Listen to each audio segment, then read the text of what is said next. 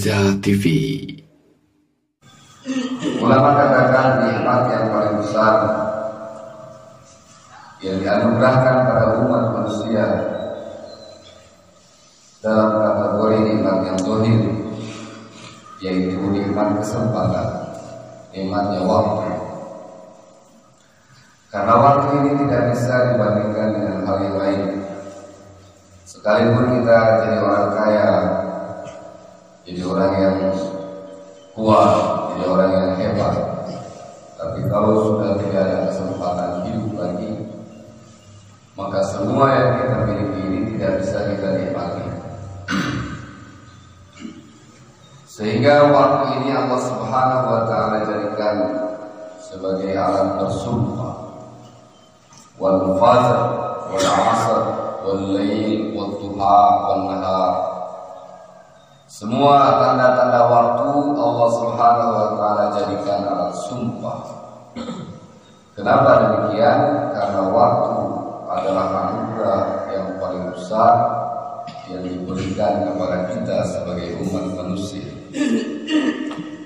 Kemudian tidak ada satu perkara pun di dunia ini yang digambarkan dalam Al-Quran, yang mana Al-Quran ini menggambarkan teriakan-teriakan calon mayit yang akan diberangkatkan menuju pada dunia yang selanjutnya. Tidak ada yang diminta, bukan ditambah lagi hartanya, ditambah lagi pangkatnya, tidak ada. Tapi yang diminta hanya satu saja. Rabbi laula akhartani ila ajalin karim. Wahai Allah, tangguhkanlah kematianku sebentar saja. Minta waktu sedikit saja. Kenapa waktu diminta? Karena kesempatan ini begitu berharga untuk semua manusia. Pernah kita baca dalam Fadilah Zikir bahwa semua penghuni surga ini menyesal dan tidak ada yang disesalinya kecuali waktu yang dilewatinya tanpa zikrullah, tanpa mengingat Allah Subhanahu wa Ta'ala. Hadirin rahimakumullah, inilah nikmat yang paling besar. Hari ini kita masih dalam keadaan sehat, dalam keadaan kuat.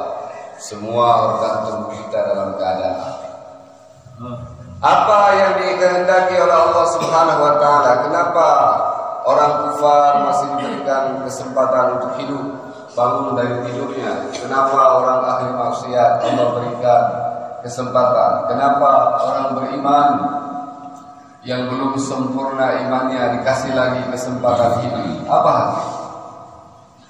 Apa kehendak daripada Allah Subhanahu wa Ta'ala atas diri kita? Satu saja. Bukan bagaimana bapak-bapak bertambah lagi bisnisnya, bertambah lagi usahanya, tambah mewah rumahnya, tambah lagi tinggi pangkat dan jabatannya. Tidak, hadirin. Bukan itu yang Allah kehendaki. Dalam pemikiran kita hari ini sudah ada agenda hari ini, bagaimana pasar kita, bagaimana ladang kita, bagaimana kantor kita. Padahal program Allah Subhanahu wa Ta'ala bukan itu. Wala tamutunna illa wa antum muslimun. Jangan dulu engkau berani mendekati kematian kalau seandainya Islam belum sempurna wujud nyata dalam kehidupan kita. Berarti hanya satu saja. Allah Subhanahu wa Ta'ala beri kesempatan orang kafir bagaimana dia tersentuh hatinya untuk beriman kepada Zat sang pemilik langit dan bumi. Dialah Allahu Rabbul Alamin, Rabbun Nasi Ajma'in, Rabbul Arshil Azim, Allah Subhanahu wa Ta'ala. Bagaimana orang yang belum kembali kepada Allah Subhanahu wa Ta'ala diberi kesempatan, ditunggu lagi. Dan bagaimana orang yang belum bertobat ditunggu oleh Allah Subhanahu wa Ta'ala.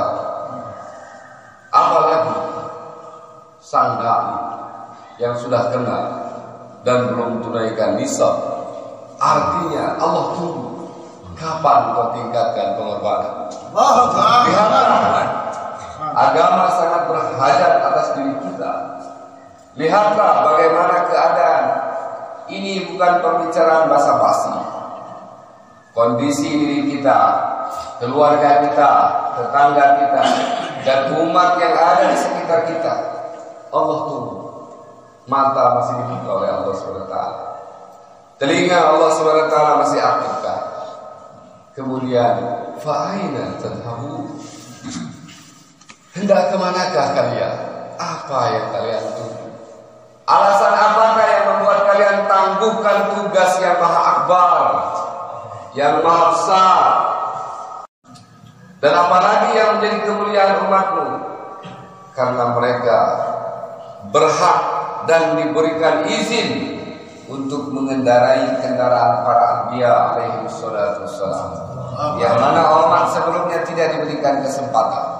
Nabi-nabi terdahulu hanya mengendarai kendaraan, hanya nabinya saja yang bisa mengendarai kendaraan. Sementara kendaraan baginda alaihi salatu wassalam, hadhihi sabili ad'u ila Allah ala basiratin ana wa man ittaba'ani. Inilah jalanku, inilah kendaraanku. Sabil ini kalau bahasa Arab ada 3 kalimat yang sama. Pertama, hadihi sabili, inilah jalanku. Hadihi tariqati, inilah tariqatku. Hadihi sirati, inilah jalanku. Apakah? Ad'u ila Allah ala basirati, mengajak manusia dengan menggunakan basirah, hati yang lembut dan hujah yang nyata. Tidak dengan ananiah, tidak dengan kesombongan, tidak dengan merasakan bahwa pergerakan kita lebih hebat, aku lebih hebat, pengorbananku lebih banyak sehingga berhak mengendalikan apa saja. Tidak hadirin. Dakwah ini tidak ada dengan ananiah. Dakwah ini dengan kelembutan, rendah hati. Bagaimana sifat-sifat naik? Dulu kita ketika awal keluar 3 hari, yang paling pertama kali disampaikan musyawarah 13 sifat naik. Karena sesungguhnya setan sekalipun berhasil dengan menggunakan sifat-sifat da'inya. Jazbah berkorban tanpa lelah hati, rela mengutamakan kepentingan dirinya. Karena memang setan tidak makan pun tidak apa-apa. Setan itu makan, tapi tidak makan tidak apa-apa. Sehingga hari demi hari tidak ada satu detik pun yang dia lewatkan kecuali untuk mengajak manusia. Hanya saja mengajaknya beda. Kita ajak manusia kembali kepada Allah Subhanahu wa taala, sementara syaitan, iblis minal jinnati wan nas, bukan hanya setan dari golongan jin, tapi setan dari kelompok manusia pun sama hari demi hari berpikir bagaimana manusia jauh dari Allah Subhanahu wa taala. Satu program mereka ini hadirin, satu program mereka mampu memalingkan generasi muslim kita. Berapa juta orang yang sudah lalai dengan satu program mereka. Siapa yang mengendalikan mereka? Siapa yang memberikan ilham pada mereka? Hakikatnya dunia ini tempat bercokol dari 2 kelompok saja. Jalan para anbiya alaihi wassalatu wassalam dan jalan iblis la'natullah alaihi. Anbiya dipimpin oleh jalannya dipimpin oleh para anbiya alaihi wassalatu wassalam. Kemudian jalannya iblis ini dipimpin oleh Izzazil la'natullah alaihi. Kemudian semua bala tentaranya dari kelompok manusia dan jin. Sekarang bapak-bapak sekalian, kalau kita diperintahkan untuk tarik tambang saja Pak, tarik tambang. Orang yang mengajak kepada Allah dan orang yang mengajak lalai kepada Allah, berapa banyak mereka? Kalau dibandingkan tidak ada apa-apa, kita pasti akan kalah tanpa pertolongan Allah Subhanahu wa taala. Dan manusia hanya 3 saja. Pertama, dia yang ikut daripada kelompoknya para anbiya alaihi wassalatu wassalam, berseru hari demi hari tanpa kenal lelah. Bukan berarti tidak sayang pada anak istri, bukan berarti tidak sayang pada harta dan perusahaannya, bukan berarti tidak sayang pada dirinya. Wahai diriku, Engkau jangan terlalu manja, karena dunia ini adalah hanya tempat sebentar saja, nikmat yang sedikit saja. Insyaallah. Wahai diriku, engkau telah lalai daripada tugasmu yang besar, segera tinggalkan kenikmatanmu. Abdullah bin Rawaha ketika diperintah menjadi panglima dalam perang Mu'tah, setelah siapa? Zaid bin Sabit, anak angkatnya baginda Rasulullah SAW, gugur di tengah pertempuran. Datanglah utusan, wahai Abdullah bin Rawaha, sesungguhnya panglima pertama telah gugur, syahid di medan perang, dan baginda Nabi SAW telah mengamanatkan panglima ini kepadamu. Bagaimana engkau? Segera berangkat, sakrat daging sudah ada di mulut. Wahai Abdullah, mengatakan pada dirinya, engkau telah terlalaikan dengan nikmatnya dunia yang sedikit saja. Maka segera daging dilemparkan, lari menuju medan perang. Tidak ada kesempatan untuk memanjakan dirinya atas perintah Allah Subhanahu wa ta'ala. Inilah orang yang dibuka mata hatinya melihat bagaimana kesempatan hidup ini sangat sedikit sekali. Kesempatan hidup sangat singkat sekali. Dan yang kedua, hadirin, hari demi hari menjadi wakil daripada iblis la'natullah alaihi. Mereka mewakilinya, mengajak hari demi hari manusia lari daripada Allah Subhanahu wa ta'ala. Dan yang ketiga adalah targetnya, didatangi oleh pihak Nabi, didatangi juga pihak Dajjal, didatangi pihak iblis. Segera keluar datangnya usuli, segera, karena sudah saatnya kau tunaikan. Datang lagi pihak yang sebelah kiri, jangan dulu. Gimana tuh ini perusahaan begini? Sudah, tangguhkan saja. Bisa besok sudah bisa kan berangkat, insyaallah. Besok lagi sampai bulannya berganti lagi. Bulan pertama hilang, bulan depan karena sudah terbiasa hilang, datang lagi. Apalagi tahunan, datang lagi sudah hampir. Mengaku 4 bulan baru 1 kali, tapi mengaku sebagai dai, padahal 2,5 jamnya tidak, 3 harinya pun tidak, hadir halaqah juga tidak, ke markas juga tidak, markas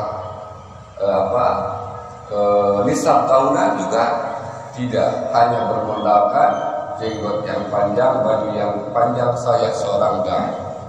Tertipu dengan perasaannya, karena sesungguhnya pekerjaan seorang dai ini sudah terprogram.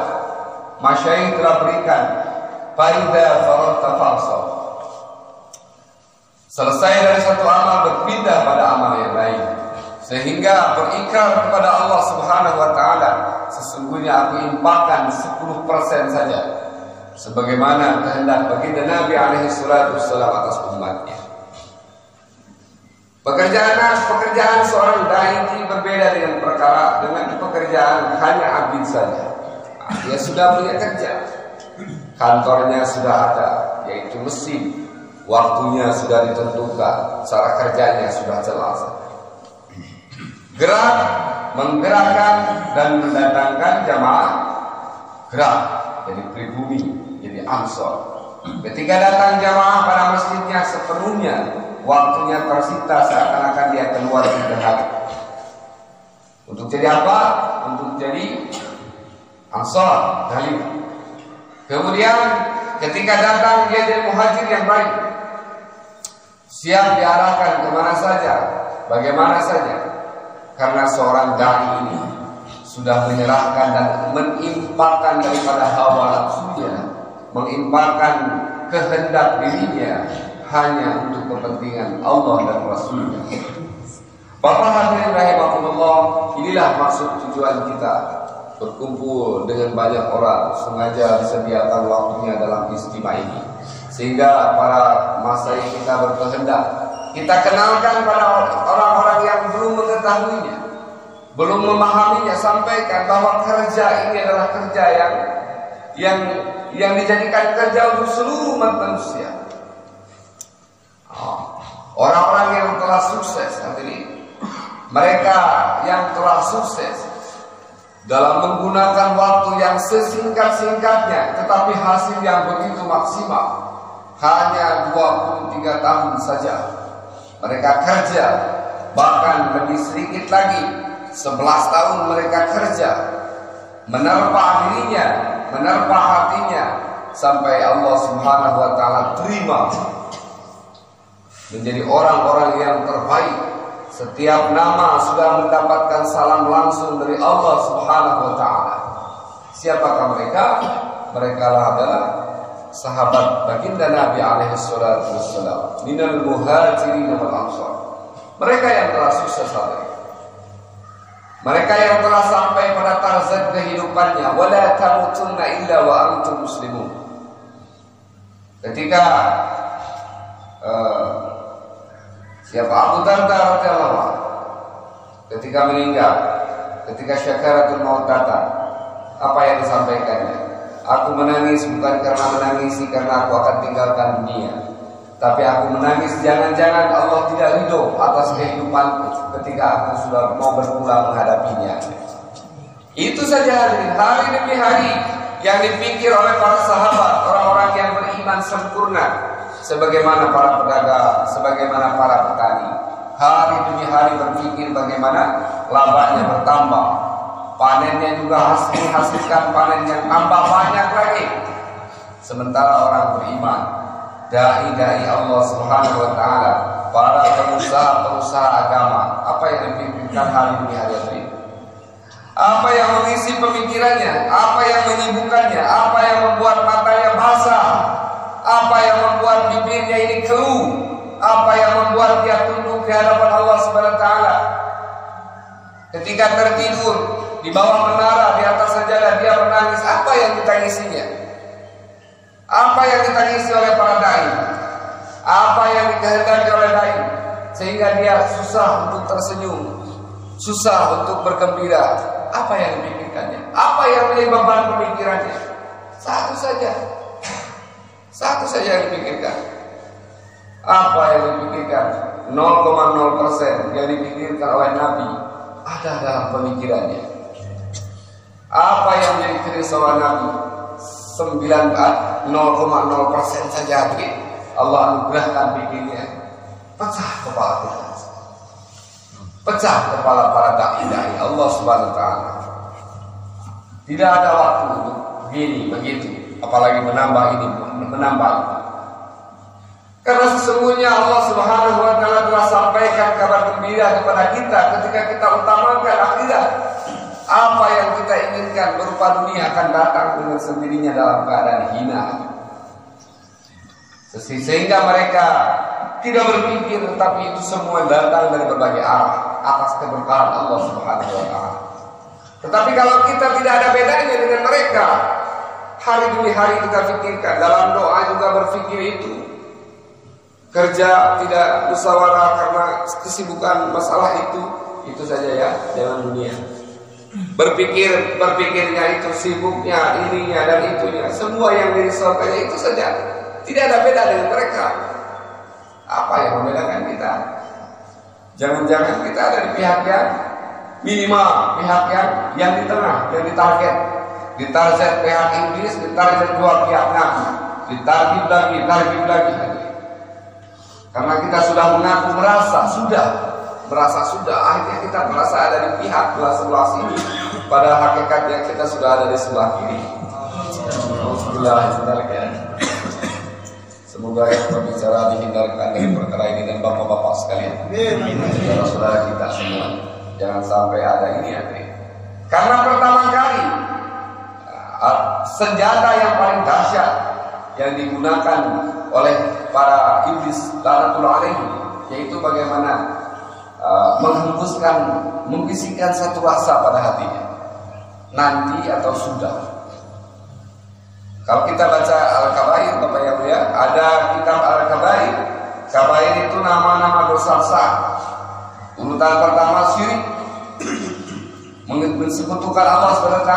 Kedua membunuh, berzina, minum khamr, kemudian menyakiti orang tua, dan yang selanjutnya al-amnu min azabillah, merasa aman, merasa sudah cukup, tidak akan mendapatkan azab Allah Subhanahu wa taala. Kita seakan-akan sudah punya orang dalam di surganya, sehingga kita biasa-biasa saja, aman saja. Enggak disop satu kali saja, apa-apa kan, musyawarah biarkan saja kan. Sudah tidak ada teman dan bisa ada sop lagi. Saya sudah keluar dulu keluarnya tapi merasanya sampai sekarang sudah merasa. Sementara para sahabat itu hadirin, apalagi aku korbankan. Jangan-jangan Nabi sangat membenci. Ketika Baginda alaihi salatu wasallam berpindah ke Madinah hadirin, berjalan-jalan di kota melihat menara, ada dalam majalah amal, melihat menara daripada sebuah rumah. Kemudian ditanya rumah siapakah itu?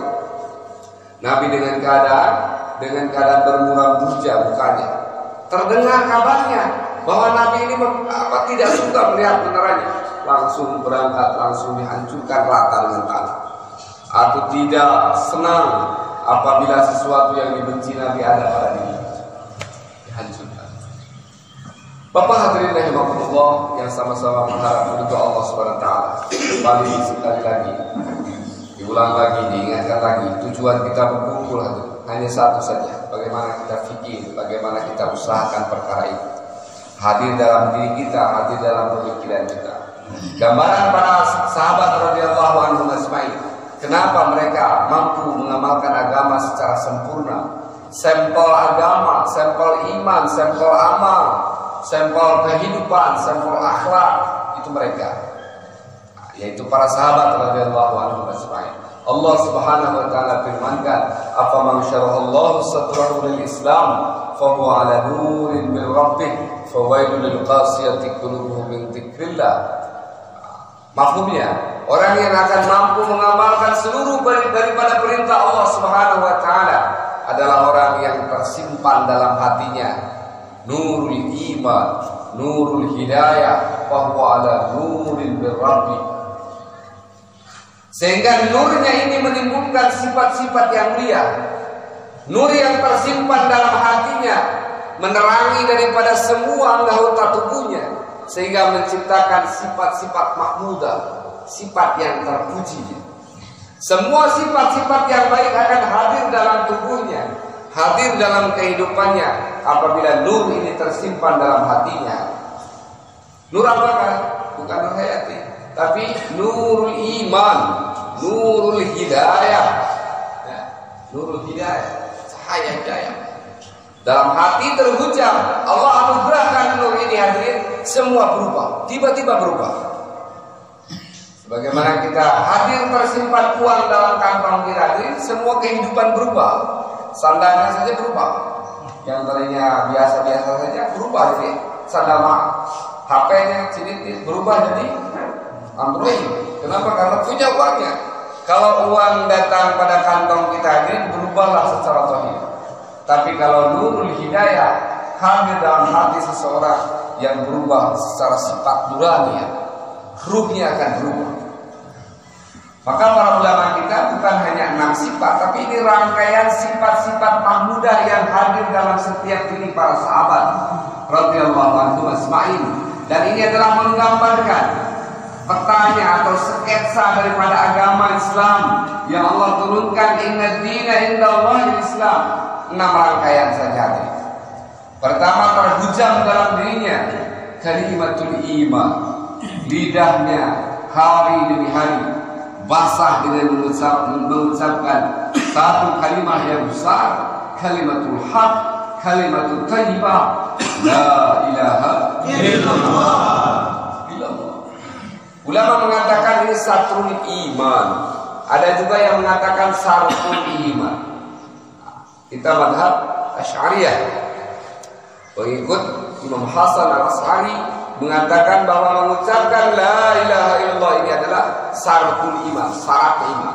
Sekalipun imannya sudah sempurna dalam hatinya, tapi lidahnya tidak ikrarkan kalimat ini, hadirin, gagal daripada imannya. Sarful iman. Ada lagi yang mengatakan satrul iman, setengahnya iman, garisnya iman, benih daripada iman ini adalah ikrar kalimat thayyibah. Kemudian kita setelah ikrar, setelah beriman, mewujudkan al-imanu uryanun wa libasu taqwa. Iman ini sesungguhnya telanjang, kemudian berpakaian, ditutupi, dihiasi, disempurnakan dengan takwa. Apa itu takwa? Apa itu takwa? Takwa ini adalah menjalankan perintah-perintah Allah Subhanahu wa taala sesuai dengan contoh baginda Nabi alaihi salatu wassalam. Imtisalu awamirillah wa istinabu nawahi. Disimpan di atas jalan thariqatul iman. Ketika ikrar wa asyhadu anna Muhammadan abduhu wa rasuluh, sesungguhnya Muhammad adalah hambanya dan utusannya. Dari pertama ikrar demikian, hilanglah semua keyakinan. Yakin pada pola pikir kita, cara pikir kita, kebiasaan budaya kita, kebiasaan negeri kita dihilangkan. Karena satu-satunya jalan yang akan menuju pada dunia dan akhirat, di mana kita bahagia di sana hanya dengan satu jalan saja. Jalannya baginda Rasulullah Sallallahu Alaihi Wasallam. Nah, ini hakikatnya menghilangkan pola pikir, cara kita. Jangan memaksakan kehendak. Cara kita begini, cara kita begitu. Apalagi sampai melanggar hasil musyawarah. Jangan nanti. Pola pikir kita ini tidak apa-apa dibandingkan dengan pola pikir Nabi Sallallahu Alaihi Wasallam yang dilanjutkan para ulama, orang tua kita, para masyayikh kita. Hilang semua budaya kita dihilangkan. Bukan kita tidak cinta budaya, bukan berarti kita tidak cinta tanah air kita, tetapi jalan untuk menuju, untuk menghujamkan perintah Allah Subhanahu wa taala dalam diri kita hanya dengan satu cara saja. Walaupun terkadang mungkin ada perbenturan antara sunnah dengan kebiasaan, antara sunnah dengan pola pikir kita, tapi kita kedepankan pola pikir baginda Nabi alaihi salatu wassalam. Setelah ikrar demikian, maka muncullah dalam kehidupannya alamatul iman. Tanda orang yang beriman adalah menyempurnakan sholatnya, sehingga sholatnya berubah menjadi sifat-sifat kehidupannya. Dalam sholatnya ada mengatakan, inna sholati wa nusuki wa mahyaya wa mamati lillahi rabbil alamin. Sesungguhnya hidupku, matiku, sholatku, ibadahku hanya milik Allah Subhanahu wa taala. Hartaku, keluargaku, anakku, perusahaanku hanya milik Allah Subhanahu wa taala. Wahai Allah, jangankan Engkau perintahkan 4 bulan, lebih dari itu pun karena ini adalah milikmu. Bisakah tidak ada alasan apa, karena itu memang milik Allah Subhanahu wa taala. Allah perintah, Allah pinta. Masya Allah. Kemudian hadirin rahimakumullah, dari sifatnya ini muncullah sifat-sifat baik dalam kehidupannya. Ada hakikat sholat. Maka orang tua kita kan, orang-orang soleh, para wali-wali Allah SWT mengatakan, sholat itu tidak hanya pada waktunya, tapi ada sholat daim, sholat yang selamanya dalam keadaan sholat. Intinya bahwa sifat-sifat sholat dalam kehidupan sehari-hari. Sholat tidak mungkin sempurna kalau tidak ada ilmu. Ilmu ini dikatakan hajatul iman. Sembakonya iman adalah ilmu. Bukan dai, bukan ahbab, bukan pengusaha iman kalau menjauhi tempat-tempat usaha ilmu. Dekat dengan mereka, berkasih sayang mereka, menghargai mereka, dan selalu bersuasana dengan mereka. Sekalipun kita sudah hebat, ketika datang di hadapan yang berilmu, kita berduduk di bawah, karena ketinggian ilmu ini di atas segala-galanya. Kemudian diwujudkan dalam zikir. Zikir yang sempurna, zikir yang dikehendaki oleh Allah SWT. Karena sholatnya sudah sempurna dengan ilmu yang sempurna, maka muncullah sifat zikir ladzatul iman, nikmat imannya. 3 hari ini ditunggu sekali, karena ada satu rasa yang begitu nikmat dalam hatinya, yang hanya ada ketika 3 hari saja. Gitu. Jadi rindukan 4 bulan, dirindukan karena nikmat. Selama 4 bulan itu ada perasaan yang begitu indah. Allah anugerahkan nikmatnya iman, sehingga ketika Wahsy itu menangis, ya Allah, kenapa begitu cepat sekali, ya Allah. Ya, nangisnya bukan menangis ingat ke sana, tapi menangis jangan dulu ditangguhkan. Kalau bisa panjangkanlah ya Allah. Walaupun 4 bulan tapi perasaannya lama sekali. Gitu ya. Kalau saya mah suka ya gitu, menangisnya pengen cepet-cepet ya Allah. Ingat yang sudah tergambar yang di rumah. Karena tidak ya. Lantas kelimanya masih kurang, tidak nikmat. 4 bulan ini tidak nikmat. Sholat tidak nikmat, zikir tidak nikmat. Bagaimana cara zikir yang baik? Hadirin, ada yang mengatakan bahwa thariqah ini tidak ada dari nabinya. Ada. Thariqah ini para masyayikh kita ada thariqahnya. Kemudian menganjurkan dalam thariqah. Thariqah sangat dianjurkan. Dakwah ini tidak bertentangan dengan thariqah. Nabi SAW pernah menghadiahkan, aku hadiahkan kepadamu wahai pamanku Ja'far bin Abi Thalib. Kurang dari hafazah, sholat tasbih ini Pak, waktunya singkat. Sholat tasbih diberikan khusus hadirin. Kemudian Ja'far bin Abi Thalib mewariskan lagi pada sahabatnya sama sampai ke kita. Sholat tasbih sebetulnya itu hadiah khusus untuk Ja'far bin Abi Thalib, tapi diijazahkan lagi pada muridnya, hingga sampai kepada kita. Begitu pula zikir.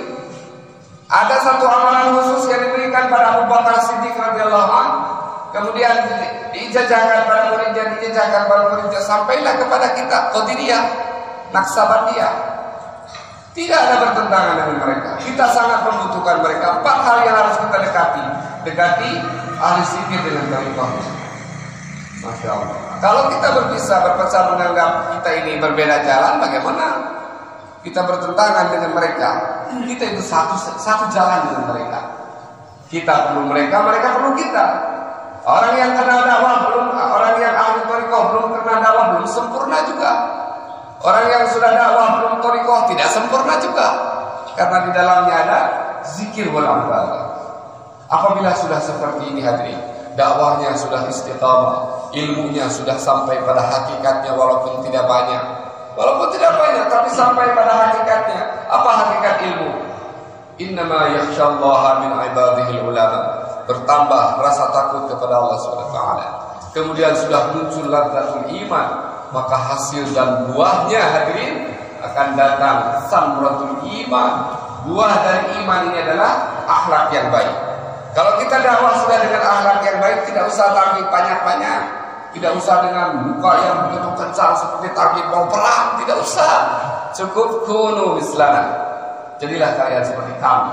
Satu negeri masuk Islam hadirin. Kalau sudah mencapai samratul iman, buahnya iman.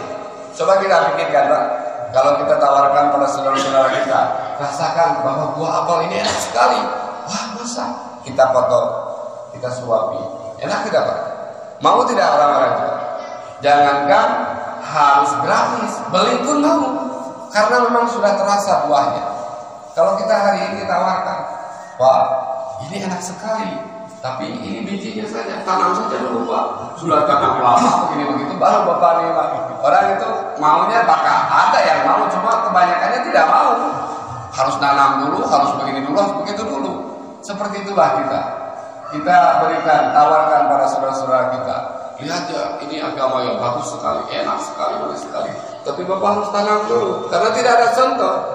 Kita tawarkan benihnya. Tetapi para sahabat radhiyallahu anhum ajma'in yang telah sampai pada buahnya iman, tawarkan buah pada umat ini. Enak sekali Islam ini. Di pandangannya enak, di pendengarannya enak.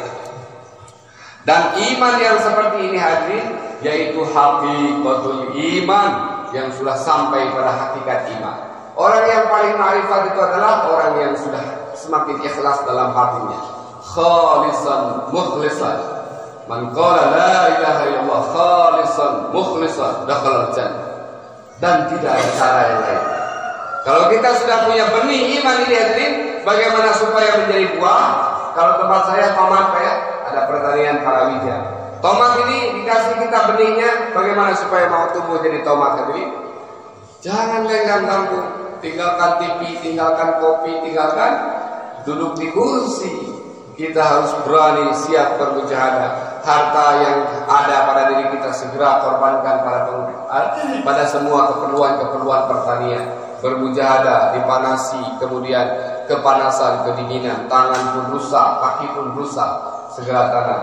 Usianya dari pertama biji menjadi batang, kemudian tumbuh, mengeluarkan bunga, dari bunga mengeluarkan buah, itu selama 4 bulan. Apalagi benih iman ini. Kita sudah punya benih iman ini. Allah SWT sudah beri kesempatan. Ladang masih ada, modalnya masih ada, dengan kesehatan yang masih ada, kesempatan yang masih ada. Tunggu apa? Maka hadirin, takasah kita begitu banyak sekali. Maluku Utara apalagi malam disampaikan berapa Pak? 500 jamaah 4 bulan dan 40 hari 4 bulan ya. Kemudian kalau di dalamnya tidak ada kita, siapa yang kenal dakwah? Kemungkinan nggak mungkin sejumlah itu. Ya. Kalau mungkin yang baru 3 hari. Kalau kita tidak ada di dalamnya, kemudian kita tidak mengajak orang-orang sekitar kita, siapa yang akan menunaikan ini? Apakah mereka kita tawarkan pada tetangga kita yang non muslim? Tidak mungkin. Yang akan menunaikan takazah kita ini adalah kita. Siapa kira-kira yang namanya mau ada di dalamnya Pak? Siapa kata Allah? Yang ikhlas hadirin, yang tidak ada niat, boleh sekarang akan disediakan bayar hidayah. Kesempatan yang begitu besar untuk bapak-bapak sekalian. Kita pulang sebentar dan nanti kemudian kita balik lagi dengan doa kantong. Jangan ada basa-basi. Insya Allah ya. Semoga Allah SWT terima pengorbanan kita.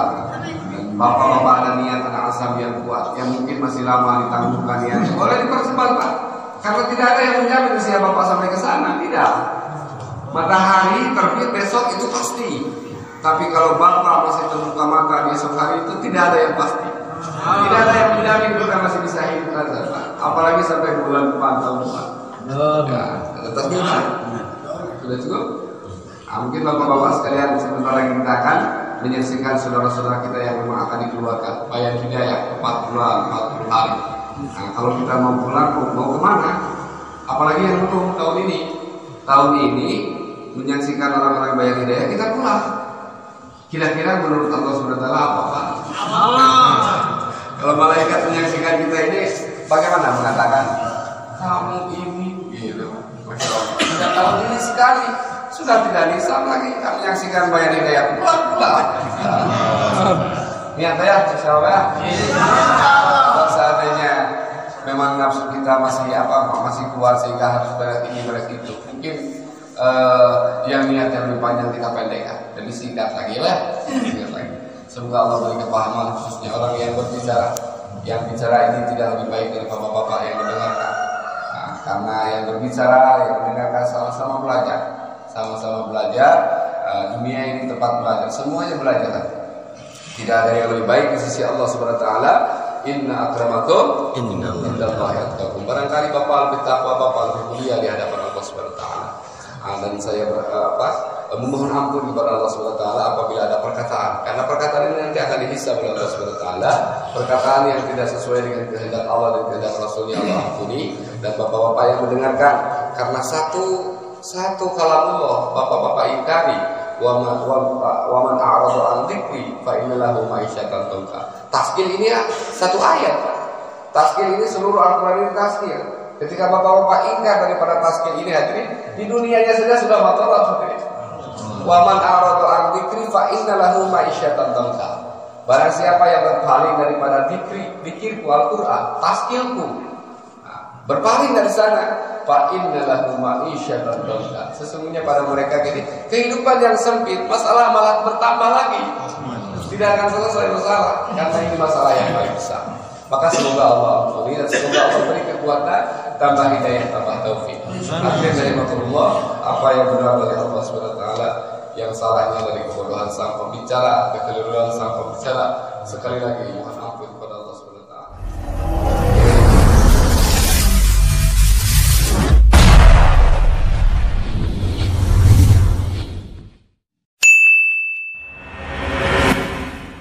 Takaza TV.